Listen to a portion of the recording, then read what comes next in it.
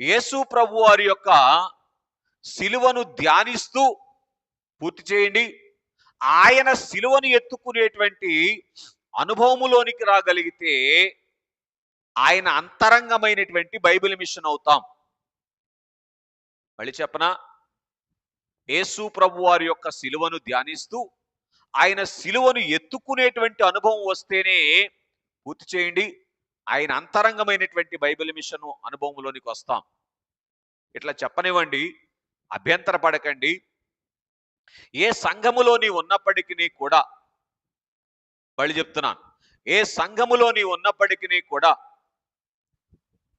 కేవలము సిలువ వైపు చూసి అయ్యా నా పాపములు క్షమించు అనేటువంటి స్థితితోనే మిగిలిపోతే చెప్పక తప్పదు, పరలోక రాజ్యములో ప్రవేశించేటువంటి భాగ్యాన్ని మాత్రమే అందుకుంటాం.